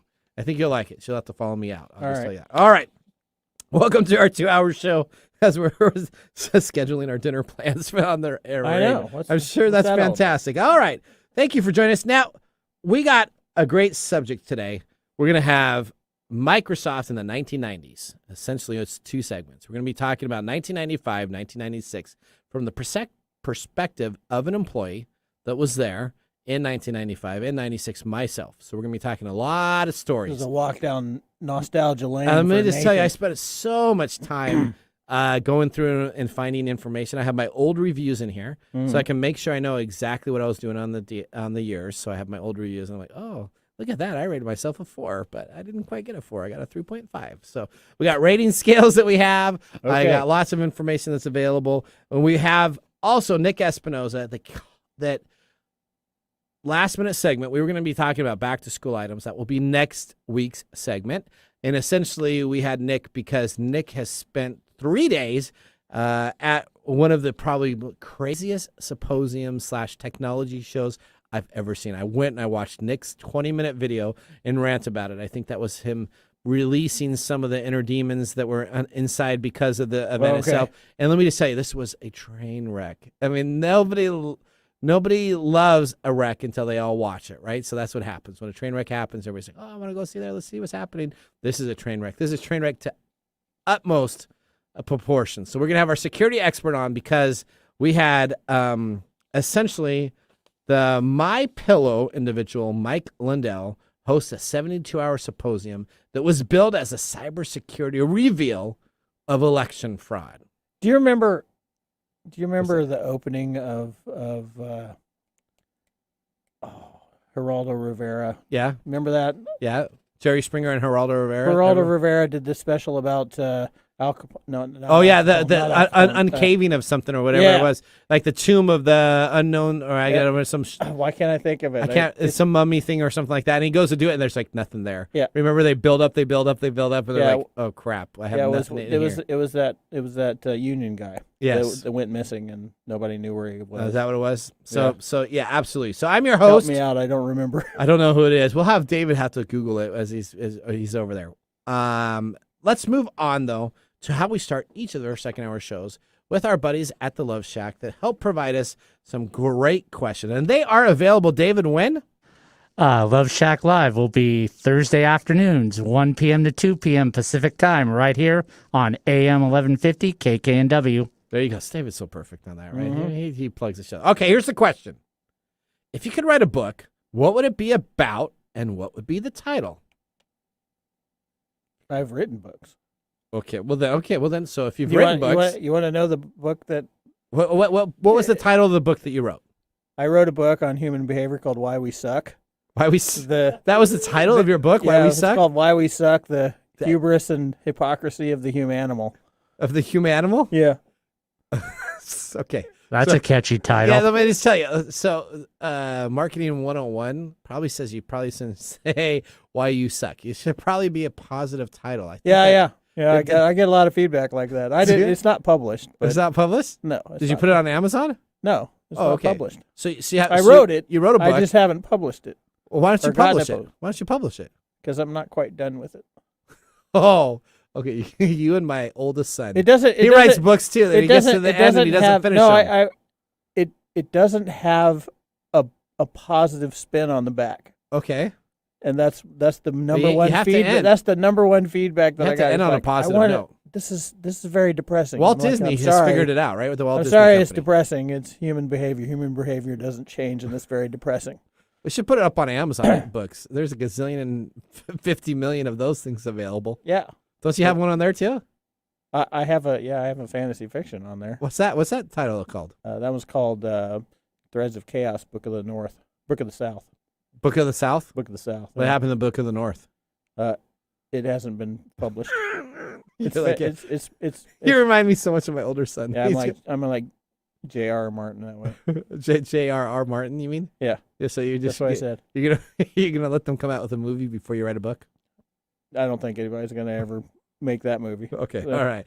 It's a good book though. That's a good book. Okay, I'm sure it is. All right. So you can go to Amazon. So is Why We Suck, but it's more of a tongue in cheek kind of thing. Okay. All right. I got you. All right, David, you're up next. Save us, buddy. Yeah, you got to repeat the question one more time. Okay, I'll repeat the question. If you're going to write a book, what would the title of it be? Hang on. Let me read it correctly. Thank you. If you could write a book, what would it be about, and what would the title be? It would be about proper Little League umpiring called Little League Umpire Baseball Softball Techniques. I've been watching a little bit of the Little League Softball World Series and the Little League Baseball Regional Tournament, and there's just a couple things these umpires do that I just want to reach through the screen and go, you don't do that. Number one, if you're behind the plate, you should have your arms behind your back, because I've seen umpires get into the slot position, put their hands on their thighs. I'm like, you're asking for a foul ball, wild pitch, pass ball, whatever, and a broken hand. That's why you should have them behind your back. Okay. And one more quick little thing. I know we got to move on. Foul balls. No, you just put your hands up and go, foul ball. I've seen these umpires do the foul ball side and then point foul. It's like, no, you only point fair. All right. You know what? He's very passionate about that. Well, yeah, because I think my seasonal job will resume starting next month. But yeah, you only go foul ball or you do a nonverbal fair, and that's it. So if you do not know David as much as we do, David officiates softball and baseball, or just softball? A little bit of baseball. I mostly specialize in Little League softball, but I do baseball occasionally. And he'll come into the shows after doing a couple games, and he'll come on in here, and he'll be like, oh, I hope I'm okay, guys. And we're like, yeah, so are we. So, all right. Well, my title of my book would be, let me see if we could write a book. What would it be about? Mine would be about how to spend $14 million of Microsoft stock that you have invested in a minor league basketball team with zero return. That's a good book. That's a good test. So that's about as good as Why We Suck. That's Why We Suck? Yeah, so Why You Suck. So thank goodness it was on my bucket list. But let me just tell you, what you should never do is sell your Microsoft stock. And we'll talk about how much Microsoft stock splits and a bunch of other stuff. As an employee back in the 1995s, as I come on as a full-time employee from a vendor to Microsoft, and then you leave 10 years plus later, and you decide that on your bucket list you want to own a minor league basketball team. So you buy a minor league basketball team in your hometown, and you decide to run it like an NBA team without NBA players and NBA sponsors. It didn't work out too well. Well, it worked really well the first year, and then all of a sudden there was this pro team that was in the area called the Seattle Supersonics that decided to move away. That's right. Well, they didn't really move away. Essentially, the owner took them away to Oklahoma City. Not that I'm very bitter, but I'm absolutely bitter. And then what happens is no one wants to sponsor or be a part of basketball because it has such a bad taste in their mouth. So you go from being a hot live event to go to where everybody wants to be there to, you know what, we don't like basketball. So that would be my story of my book. And let me just tell you, I don't invest in a minor league basketball team. They are not like minor league baseball teams where you can actually make money. They are whole sucks that will just continuously spew money costs to run an organization. Go down the hockey road now. That's right. There you go. All right. So let's, though, now move into a positive. You like that? You want to move into a positive? Move into a positive. All right, what are you doing over there? Are you trying to do your dating service? Is that what you got going on over there, Mr. No, Blake? I'm trying to remember it was Jimmy Hoffa. It was Jimmy Hoffa. Oh, you're trying Remember Geraldo so Rivera the for Jimmy Jimmy Hoffa? Hoffa thing. You wanted to make sure. Okay. Yeah. All He right, also did Al Capone's Vaults, which he got fired for because, that wasn't really well either, right? But yeah, but that's what I was talking about. Okay. All right. Well, you know what? We're glad you're back. Thank you goodness your COVID went through your system and you're feeling better. Yes. Right? So am I. So now we're going to start our favorite segment of the show. Letters, we get letters. We get back on letters. Oh, letters, we get letters. And the letters all have songs. All right, I'm going to start out our letters segment. Now, let me just tell you, if you're trying to scam me, I do not know why people send me fax emails. So I got an email here sent to my EE service-vmail account, and it was from Autodoc at autodocmail.br.653. I don't even know. I think that's an E with a special, maybe it's a hyphenated E. It's got a little special deal above it. .com. Okay, so let me just tell you, that first off, that email address looks really official. So when I look at, and there's characteristics on there that are not standard English characteristics, I know that must be a valid thing. But second of all, why are you sending me a fax? Why are you going to send me, here is your fax document. Here, essentially, your fax is here available. 16 full pages to scan on your PDF HTML file. Received 1908 on the August 13th, 2021. Open immediately. So you have to click on is it a link or an attachment? So it's not a PDF if I save it. It's not an HTML file. It's an executable exe file. Mm-hmm. So let me just tell you, if you're sending me a fax and an exe files don't get launched by any operating system nowadays. It comes up with like 18 warnings. Are you sure you want to do this? This could be unsafe. Are you sure you want to be this? Is unauthorized source. Are you sure I you totally want to do it. So I would totally literally, do it. I would have to hit 3 no's to say that I want to read this to essentially get my e-fax of 16 pages that are sent to me. Okay, listen. So this is somebody scammer who people doesn't understand. You're gonna school the scammers. Yeah, right now? scammer people. Let me just tell you right now, them and FireEye. So FireEye, quit hitting my website and trying to hack into it. And second of all, if you're gonna scam me, do not send me a fax. I do not have a fax machine. We do not have a fax account at my business. I have not even seen a fax machine for the last 3 or 4 years. I have it outside in my that's garage. Not the point. They just want you to open up their little PDF. Yeah, well, yeah, it's not even a PDF. It's an exe file. Don't send it as an exe file either. It will get blocked by even the basic of email clients to do it. So, come on, people. That's awesome. Be a little bit better. If you can be, you know what, you should be able to have a little bit better. I want to know about this one. Okay, what's that? This one is the best one ever. Okay, is it the short one? Yeah, it's really short. Okay, this is crazy too. Yeah, you got it on Thursday. Okay, and it's from Exoberry.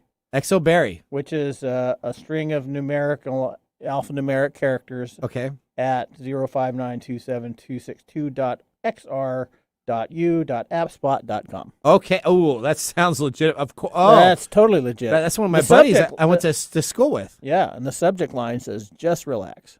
Just relax. Right, and the only other thing on there is, "I'm the stalker type." Is that a link? So it's not even a link. No. So they did send you this random message that said, "I'm a stalker type." I'm a stalker type. So I would have figured that would have been a link to go to a page. Probably a. Well, it's underlined. It looks like a link. No, on it's this not. page. So it is underlined, and it's made to look like a hyperlink. But it's not. But no. So ideally, most of those are like adult-based things, right? So they send you like these little deals, and then you click on it, and they'll have like naked ladies or something inappropriate to go to. Yeah, but usually it's like, is your dating life unsatisfactory? Or something like that. So if you're going to send an email, first you need to make sure your link works. Make sure you finish sending your link. Right? We shouldn't be educating the scammers. Well, you should We're supposed to be educating the people who are getting scammed by this. Well, okay. Now, I can imagine that nobody's going to get scammed by this one. You can't get scammed. The only thing I could do is reply to it and say, hey, you need to send me the link because I don't understand why you're the stalker type. But second of all, why would I respond to an email that says I'm the stalker type? Well, did it even have a? There's no picture. There's nothing. It's not even spelled correctly. No, that's just it. I'm the stalker type. I'm the stalker type. Okay. Well. So again, if they sent you a picture of a really nice looking woman, I would imagine you'd click on that. Well, so maybe somebody would click on that, right? So maybe if there was something that nothing, there's nothing. So clearly they did not finish their spamming email to have a link that worked. Maybe they're just looking for pen pals. Maybe they're looking for pen pals. I think maybe what they're looking for is that if you reply to them, then they can stalk you. And they've already let you know, hey, I'm the stalker type. I'm the stalker type. If you answer this, I will stalk you. All right, let me go to my next letter here. All right, we're going to keep it short because we got Nick on, and Nick and I can probably spend an hour and a half talking about the symposium. Can't talk that long. I know. We're going to do a max of 10 minutes because we got other stuff to do. So this was sent to Nathan Mum at hotmail.com. So keep on sending me. I like it that some people must have added my email list. That's my personal email that I actually check. So I enjoy getting these spam things, and I have unblocked almost all my filters. You're the only person that loves that. Because for the radio segment, this is perfect. So I've unblocked like all my spam stuff. It's like I went into all my spam lists. I'm like, no, we're opening it all up. You send it to me. I can read through it. All right, car insurance as low as $63 a month. Wow. But so it comes from. Oh, look at that. So literally, I cannot pronounce how many letters. There's at least 50 letters in there. Yeah. So 50 letters. So it's got a GTNA, 1Q, 5G, dash, NP. Know all the letters. Okay. at electmum.com. So electmum.com. So it's like close to my name. So I was like, oh, wow. Ooh. So I went to electmum.com and it didn't pull up. So it's just an email spamming a site. They don't actually have a site. Car insurance as low as $63 a month. Save now. You can receive car insurance as low as $2.25 a day. Switch auto insurance coverage and you can be covered. Please enter your zip code. So search for rates near you. I put in 98290, which is the zip code I live in the town of Snohomish. All right. Mm-hmm. So I put that in there. All of a sudden, it then immediately started taking me to Walmart ads. Oh. So what happened here is I was not able to get my car insurance, but I had Walmart ads to get a bunch of prizes that were available to me if I would go and sign up for the Walmart, I think it was called Key Club or something like that. So they kept with the keys for the car because they have a little key logo here, right, type of deal. So I could sign up then at this Walmart page that if you look at the URL, not even close to Walmart, all right, it had a Walmart logo and it was flashing, sign up now to be our Key Club. Yeah. So then I signed up for the Key Club. And then it took me to another site. And this was a site that gave me True Green lawn care services that were available in my area. Oh, so then I put in my zip code there for my area because now all of a sudden I wanted car insurance. I went to Walmart, and now all of a sudden I'm at the True Green, so they must know that my grass needs some chemicals that were available into that. And I put it in, and guess what happens? It always happens. Normally 3 or 4 things. I want a brand new iPad. Unbelievable. You have, an iPad was available. Do you have? I actually have like 5 or 6, to be honest. But none of those you won. No, none of those I won. You bought all those. I had to pay for those, but it was available. So essentially, I wanted my car insurance. I couldn't get it. I went to Walmart. I went to True Green, and then I want an iPad. Here's the message. What's the message? Here's the message. Okay. Don't be Nathan. Don't be Nathan. Don't click on. If you don't remember anything else today, that was it right there. Don't be Nathan. Don't click on the links. Don't click on links. Don't put in information. I don't care what, if you need car insurance. There are reputable companies that will offer you car insurance. Really? Yeah. They're not going to send me a random email for them? Well, they'll send you random emails. Okay. But, okay. But I don't know. You're just doing all the stuff you're not supposed to do. I do on one machine, and this machine's got so much malware on it. That's probably, it's probably, awesome. Yeah. It's all right. Last one, Mike. Last one. Yep. All right. Now this one is very. Is it very good? It's done well. Yes. Okay, but it is. But you were talking about this off the air. Yeah. But it actually doesn't take you to what you think it is. Yeah. So this is from Roundup Cancer Settlement, ad partner at newsletter@inamath.com. So you think it sounds good? So the subject is lymphoma or chronic leukemia after exposure to weed spray. $11 billion settlement, and this is real. Okay, it is. There is a real settlement. Yep. Roundup Cancer Settlement is a real thing, right? Yep. Have you or your loved one been diagnosed with NHL, BT cell lymphoma, or chronic leukemia after exposure to weed spray? Exposure to weed spray by home gardening, landscaping, or even playing golf may be linked to lymphoma or chronic leukemia, could be entitled to substantial compensation. Get a free case review. And what does it tell you on the case review? Click here? It's just a button. It's just a button. And then, of course, it has an additional, if you would no longer like to receive email advertisements from roundupcancersettlement.com, click here, write to us at 2127 Crompond Road, Suite 205, Cortland Manor, New York. So it looks really legit, right? So it looks legit, yeah. So actually, they probably cut and paste it from an actual information email that was sent out to individuals. Right. So the link at the very bottom of it, when you clicked on that, essentially, you get a free iPad? Well, no, I didn't win anything. Darn it! I was a little disappointed. I'm trying to at least have one iPad winner each week on the show. So I keep on going until I find an iPad winner. Oh, so I can put it. That's the way you roll. So essentially, it says, you know what? We need more information about you to see if you're eligible. Mm-hmm. It'll ask you for your name, your social security number, your email address, and a contact number to get taken care of. So as soon as you put all that information in, I have 2 phones. I have my own personal phone, and then I have a work phone, and I always sign up on my work phone stuff. Immediately after you sign up, you immediately have somebody call you. It's really done well. We realize that you just signed up for the cancer information that we have here. This is your social security card number. You know what? Did you use your social security card number? So I don't use my personal one, but I use another fake social security number. Listen to you. So I use. Keep on going on. Okay. So I use one to put in there to see what they do. To see what they do. And essentially what happened is they immediately called you. immediately said, hey, we're here to help you out. We understand the settlement. There's a couple more information that we need from you. Now, we're going to need to have a credit card or your bank account because we're going to need to make some deposits on your behalf for the settlement. So do you have a credit card that's available here? Oh, you know what? Credit card probably doesn't work as well because they have a 7 to 8% fee that they would have if they had to transfer anything to that bank account. Credit card tied with your Visa card. So they specifically move you off of the credit card and say, you know what? Let's do it on your bank account because there is no fee and we can have that available to you within 24 to 72 hours. So they just tell you, hey, we got money for you. We'll put it in your bank account. Yep. You fill out some information and we need to do this because, it's all available. We're so sorry. Worst part about it is the poor Indian accent is pretty strong. It's tough to understand exactly the words that he's saying. Yep. But that is essentially what it is a very well produced scheme of realizing when you click on the link, you fill out the information with your phone number, that they will immediately call you back within 2 to 3 minutes in a call center trying to get information. Yeah. Now, the first problem is not the message.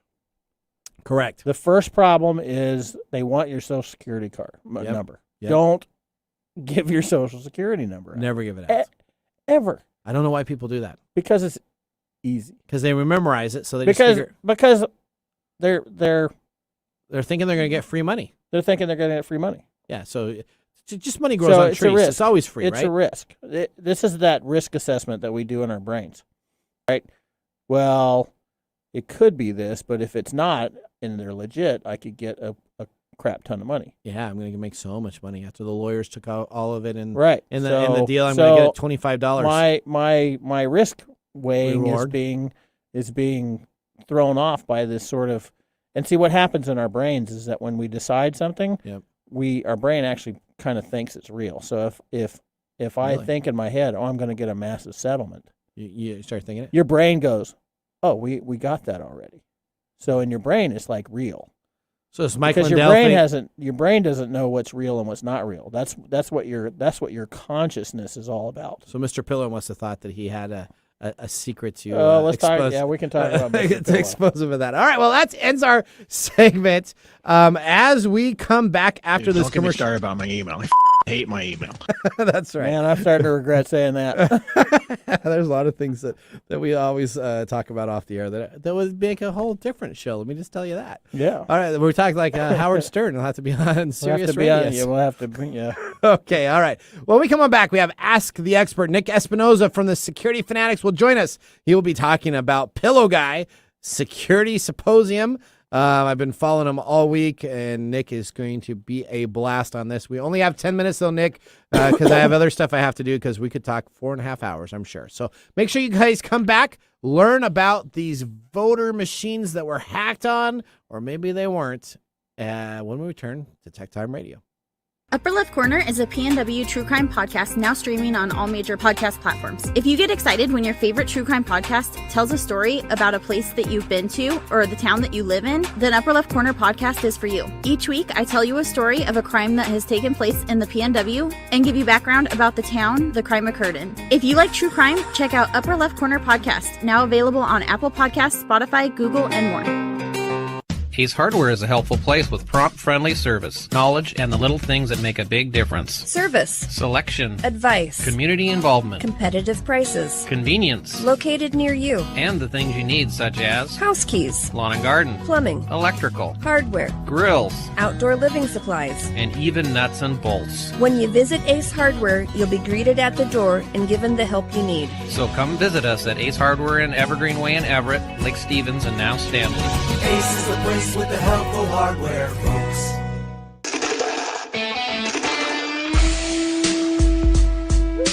Oh boy!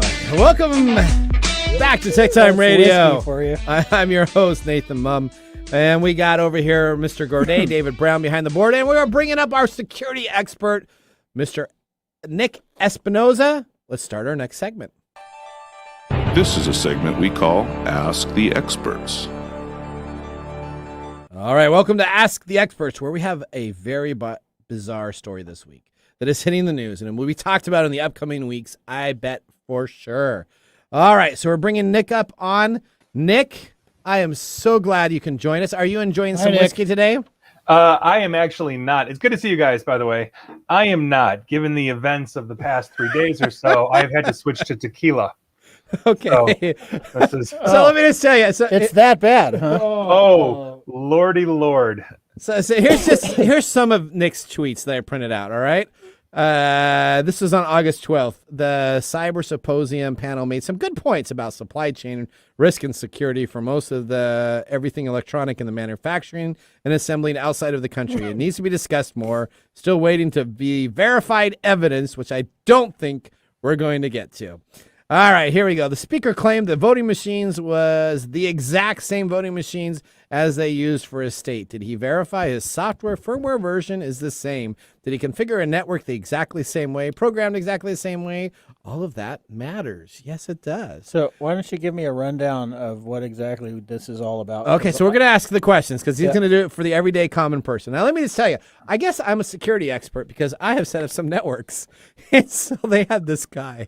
So I've watched a bunch of those things. So I guess if I set up a network at a business, a couple networks, I guess I could be a security expert. I set up networks at home. So if you did that, am I a security expert? Yeah, I guess so. You know, that Comcast installer that comes to my house. Wow. By golly, he is a security expert. All right. Okay. So my plug and play stuff has nothing to do with it, right? So here we go. Nick, first off, for people that are listening that have no idea what we're talking about, explain to me why the CEO of MyPillow decided to host a cyber event. Sure. So Mike Lindell, the CEO of MyPillow, as you just mentioned, has been saying for months, I think publicly, that the United States election in 2020 was rigged, that basically China hacked voting machines, and therefore the voting machines flipped the vote from former President Trump to now President Biden. Therefore, President Biden illegitimately won the election. Trump was robbed. And so he has been claiming for months at this point that he has essentially terabytes, about 36 terabytes or so of actual data, and that he's essentially going to do this live in the Cyber Symposium from August 10th to August 12th, where everybody can go, everybody can see the data that they've got, the evidence that they have, go through it ourselves. And so we were geared up for that. I mean, I approached this not from the politics side of this. Sure. I'm just a nerd. I'm like, if he's got the evidence, I want to see it. I want to examine it. I want to understand what it is. Show me the evidence. And here we are. And that's essentially what the premise for that was. Okay. This is called foreshadowing, by the way. So let me just tell you. So this was held in South Dakota. Was it South Dakota, North Dakota? South Dakota. South Dakota. And there was going to be hundreds and thousands of people that were interested to attend. There was very limited attendance that he could get into this facility that he had available. Mm-hmm. So it was like the who's who that could get locations to it. And then he was going to stream this to, I think 100,000 people is what I heard. But then I read some stuff by you that they said that they even had more than that watching it. So how many people did they say that they had watching this event? So they were looking at the statistics, and Mike Lindell himself said that tens of millions of people worldwide, watched this. Now, some showed up and left, others stayed and watched the whole thing. That would be me, and I did it, so you don't have to, and somewhere in between.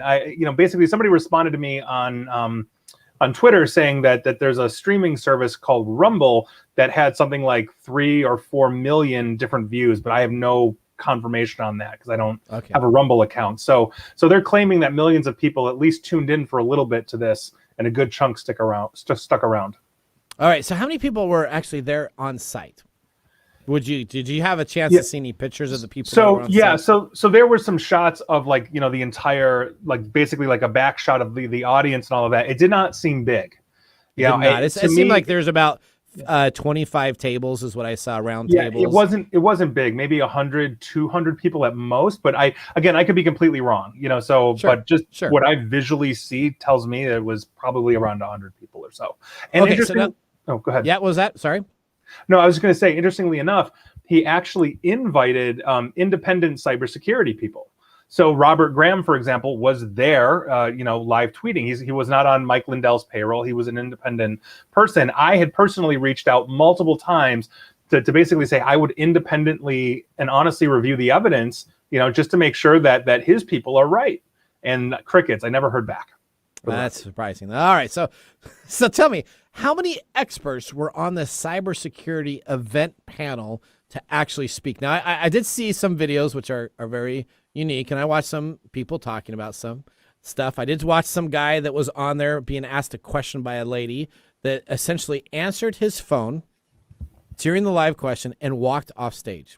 Yeah. Well, he was still mic'd, but it didn't quite look professional. But how many security experts do you know, or that you've kind of in the security realm, were actually a part of the symposium and were actually on the main presentation platform? So of those that spoke, actually spoke, meaning Lindell invited them to speak or go over evidence and all of that, I didn't see anybody publicly do that. The only reason why I know he had somebody that was of cybersecurity ilk is because on day 2, the Washington Times reported that his cybersecurity person, a man named Josh Merritt, I don't know him personally, did an interview for that, and he was supposed to be the cybersecurity expert. But the people that I saw, and for the record, most of this was more discussions on politics or the theoreticals of how an election could be broken, something along those lines. So they had politicians that would come up there, like local and state politicians. I don't think any federal government, like members of Congress, were there,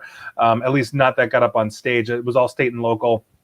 They had a mathematician up there talking about, his statistical modeling, of how, the elections could have been flipped and all of that. And he was offering that as proof, which, I'm not a mathematician, but I did a lot of research on his methodology. And there's a lot of very well credentialed people that say this just doesn't work. And it was also state representatives saying or relaying stories of how their state supposedly, and again, I can't verify any of this, I was there for the cybersecurity evidence, talking about how their state had somehow done something wrong, committed some kind of fraud, whatever that was. Steve Bannon showed up at one point. The guy that basically everybody believes is QAnon or started QAnon, Ron Watkins, aka Code Monkey. He ran 4chan and then 8kun, which I think is what it's called now.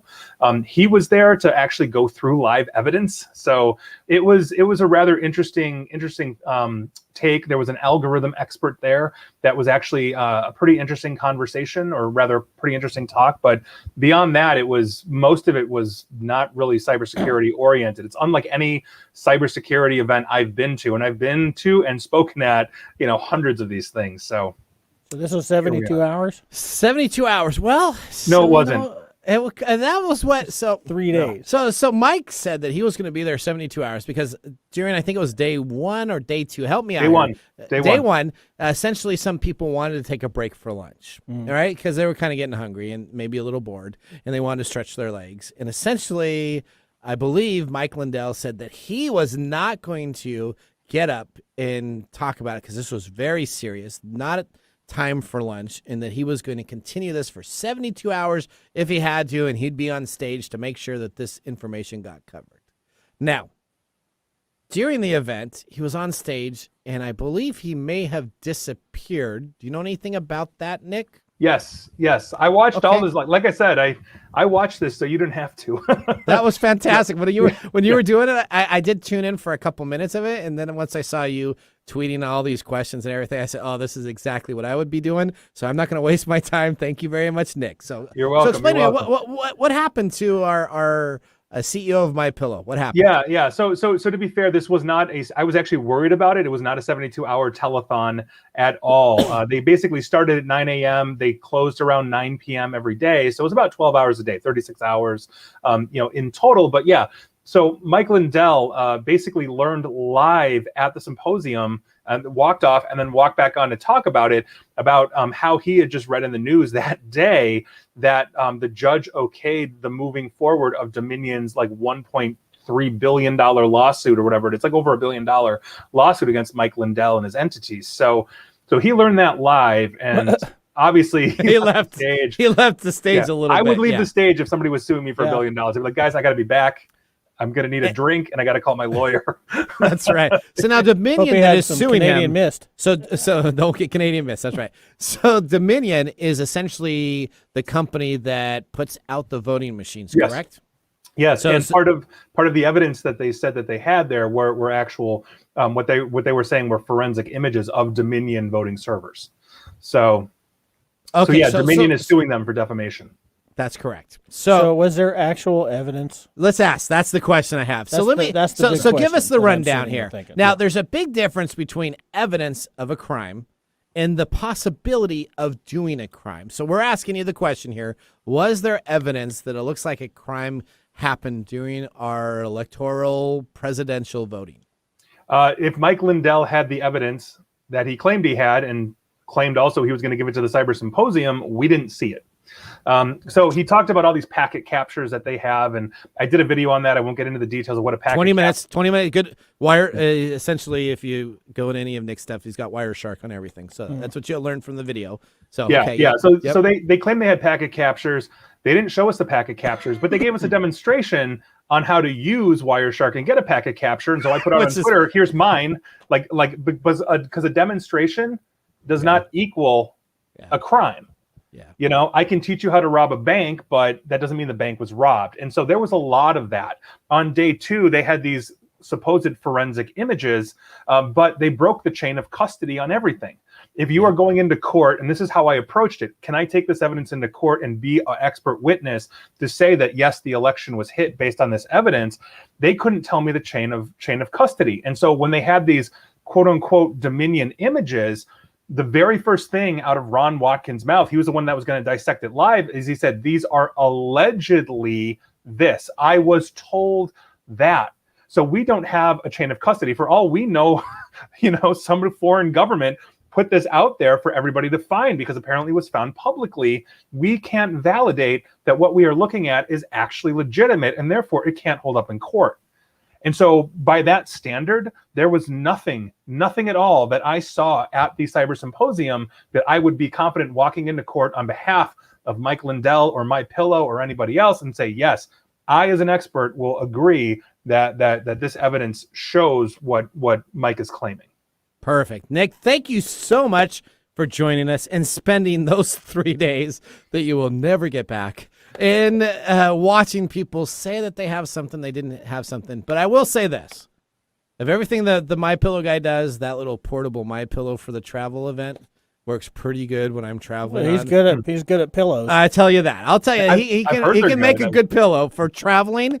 But I don't know if he should be doing any cybersecurity symposiums or any cybersecurity events ever moving forward. So symposiums. Thank you so much, Nick. Enjoy the rest of the day. We appreciate you being on the show. Thanks, Nick. And everybody else that didn't see this, and we'll hear about this in the upcoming week, where all of a sudden these voting machines will be all horrible and that we got robbed. Please listen to Nick's expertise at where, Nick? So if you want to see the video, it's youtube.com/Nick Espinoza, just my name. And it's the last video I posted, and it says an honest review of Mike Lindell's Cyber Symposium. Great 20 minutes that I enjoyed watching last night. I was laughing too. Thank you very much. Well, we're going to go to commercial break. When we come on back, we have Microsoft in the 1990s. Hello, my name is Arthur, and my life's work is connecting people with coffee. Story Coffee is a small batch specialty coffee company that uses technology to connect people to each product resource, which allows farmers to unlock their economic freedom. Try our Medium Roast Founder Series coffee, which is an exotic bourbon variety that is smooth, fresh, and elegant at storycoffee.com. That's STORI coffee.com. Today you can get your first bag free when you subscribe at storycoffee.com with code TechTime. That's STORI coffee.com. Hi, this is Lisa Downs, host of Reigniting You, a new show here on KKNW that explores a variety of topics and timely issues for making mid to late career transitions. I'll be here every Wednesday afternoon at 3 o'clock bringing you guest interviews, career transition advice, and great stories to guide you to what's next in your career and life. Gain a renewed sense of purpose for your next phase with a positive, forward-looking approach. Get ready to be re-energized, recharged, and reignited Wednesdays at 3 o'clock. Hey, babe, I hear that you can download a new voice on Siri. No way. Yes, it's true. It's a voice that goes, hey, you big hunk.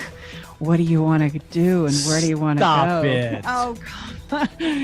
Okay, I'm kidding. What has tech ever done for our relationships? We can't talk about that on the radio. If you want to eavesdrop on juicy conversations that no one is having around all things love, sex, and relationships, join us right here, 1 p.m. on KKNW and wherever you get your podcast. We look forward to seeing you in the Love Shack. Your business deserves the same expertise as that of a Fortune 500 company. If you need a CIO-level service, why hire a full-time staff member at $250,000 a year when you can get this on-demand service for fractions of the cost? As your CIO on demand, we'll give you the steps you need to take so as to minimize interruption to your business and profitability, and provide you and your business with training and education to prevent future attacks. To get an efficiency review for your business today, contact us at www.ee-services.com.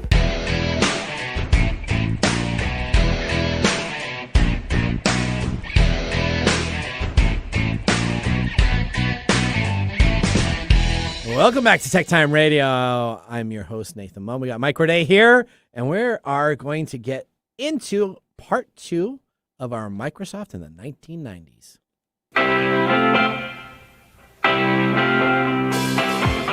The year is 1995.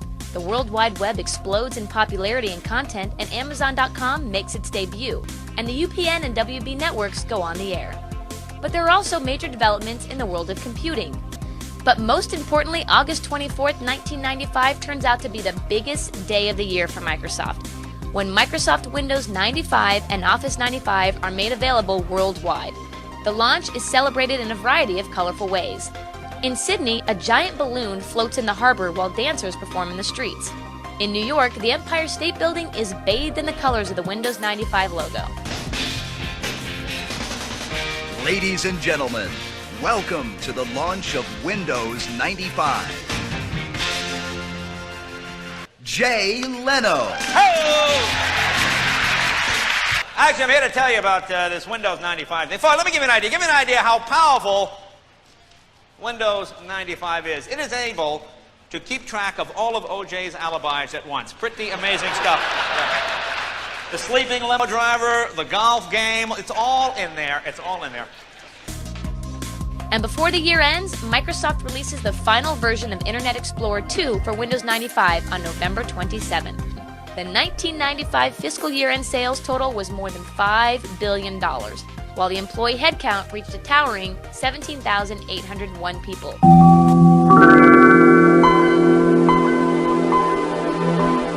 That was the start of music.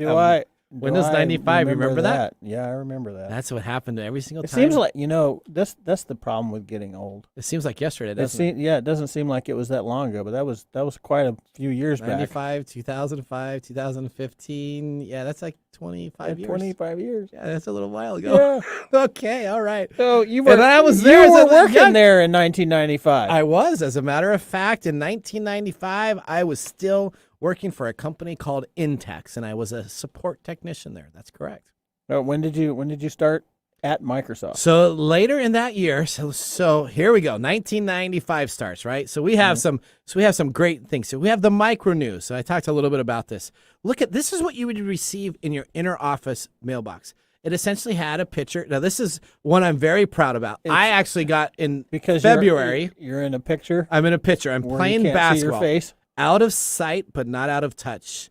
And essentially, it's so warm in February, we were outside playing basketball, a little 3-on-3 tournament. Mm-hmm. But the best part about this is if I wanted an update of what's going on, this is what you used to do. You would read this informational document, and I have one that for Windows 95, also the release date, and for rent. If I wanted to move on into for rent, they have a for rent section in here. So I could actually connect with other Microsoft employees for rent. If I wanted to have my cat taken care of, pet and supplies were available. And you know what? I could even purchase at that time, what is this? 1994 SeaWorld Caddy Cabin and Ski Boat. Doesn't that seem weird? That this is how you would actually communicate at the company at the time was called the Micro News. I have one of these in pristine condition, and I have the Microsoft Windows 95. So I was working right now in 1995 at building 8, 9, and 10. Mm-hmm. My office was 50 feet down, 50 feet away from Bill Gates and Bob Herbal that were in Building 8. I was a Building 8 senior technician, so that means that I was in charge. There was 2 of us, and we were in charge of about 8 to 9 other technicians that would actually do support work. And so anytime that there was an issue with Bill's computer, Bob Herbal's computer, Christine Turner would give me a call, and I would walk 50 feet down into the office and take care of the issues that need to be done on the computer. That seems kind of weird that Bill Gates would be like, hey, there's something wrong with my computer. Can you come fix it? Well, let me just tell you, computers have a problem. I'll tell you, Bob Herbal didn't have very many issues, so he was pretty good with it. But, you're trying to run, at this time, 1995, huge things that were going on at Microsoft. Essentially, you had the development of a brand new operating system, which was planning to come on out. So essentially, you can see here, I have some discs. People can see them on the live feed. You can't see it, but it says Microsoft Confidential. You see that? Yeah. It's a blue disc. There's white on top of it. This is essentially a beta build of Windows 95.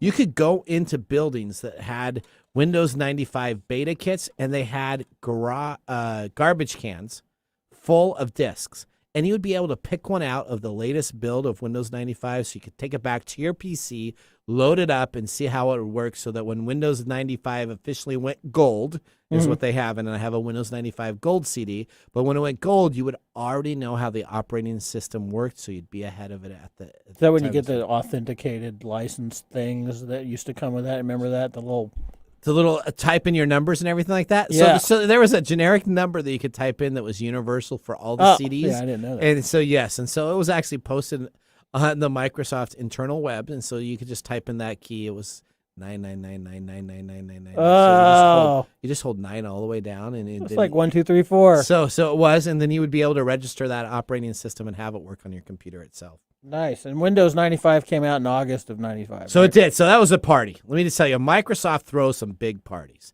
So they throw great summer parties, and we'll talk about that maybe a little bit later. But essentially, Windows 95, huge party. Essentially, they had helicopters going around. They set up the play fields, which are right outside of Building 8. It was the big campus that had a couple soccer fields. Is this right out here at Redmond? It was at Redmond, yep. And so essentially, as you came on in, they were giving away free T-shirts. They were giving away free CDs. They were giving away free alcohol. It was the party to end all parties. Jay Leno from the NBC show, The Tonight Show, big comedian at the time, he keynoted with Bill Gates on stage. Essentially, people were crammed into this big tent where he did this big keynote, and they were talking about Windows 95. He was cracking jokes, as you hear about OJ is on that clip there. But he was in probably his funniest mode I have ever seen him, making fun of nerds, talking about computers. It was fantastic. He made a couple jokes about mice that were very funny also. So. Do you remember those jokes? I do. You probably can't say them on the radio. So, well, he actually was. So the Microsoft mouse is there, and he actually said, "Well, here is the this one? connection." That is a that's a 1996 version. So that was when they became wireless, but they didn't become wireless with Bluetooth. Bluetooth didn't exist. Right. You essentially had to have an IR device that you would plug into. If you look at the back, you take that out, and that's essentially an infrared radio frequency that's going back and forth to actually have you use the mouse itself. Right. So we actually have one of the keyboards here. Microsoft then was now competing with Apple. So Apple had already had the Apple key that was available, and now with the new Microsoft Windows 95, the window key was created. The window key, yeah. Yep. So how did the year end? So the year ended, so you had Windows 95 release, right? So you had Windows 95. Windows 95 came out with Office 95, probably the biggest selling of all time. You essentially had a Plus Pack, which was all the great screensavers. What about Microsoft Bob? So Microsoft Bob was the beginning of the year. And so really 1995, Bill goes to Comdex, which people consider CES. It wasn't the same. Comdex was its own different. It wasn't a consumer electronics show. It was a technology show in Vegas called Comdex. And he goes and he says, Microsoft Bob is the future. It has this availability. It has this availability. Keynote.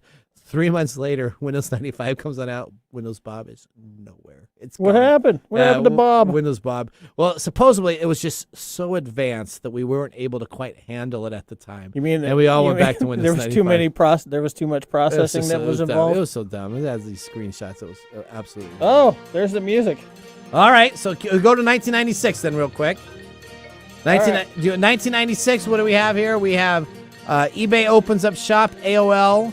MSNBC comes on. Windows NT is available. Microsoft has a 2-for-1 stock split. I actually become a Microsoft employee in 1996. Oh, okay. So I get all the benefits. And you were there for 10 years? I was there for 10 years. 1996 is when it starts. And I work in this group called Executive Support, which we're going to talk about on our next segment. And Didn't you get to work on the original Xbox? I do. We got that coming up. We may have to extend this to 5 segments because we're only getting through about a year each time we talk about it. But you know what? We're going to talk next week, 1996. So I am Nathan Mumm. Thank you so much for joining us today. We got Microday back. I am so glad you're back. David Brown behind the board kept us on track. We actually had a Nick Espinoza meeting in only 12 minutes, so that was fantastic. That's fantastic. Well, I'm Nathan Mumm. We will see you next week. Microday here. David, have a great day. Bye-bye. You didn't do your intro. Thanks for joining us on TechTime Radio. We hope that you had a chance to have that moment in technology today. We also have a few other ways to stay connected, including subscribing to our podcast on any podcast service from Apple to Google and everything in between. And also signing up on our YouTube page, where you get to see us live in video. Yep, you can see us chat and have some fun. It's youtube.com/TechTime Radio, all one word. We hope you enjoyed the show as much as we did making it for you. From all of us at TechTime Radio, remember, mum's the word. Have a safe and fantastic week. The views expressed on this program are those of the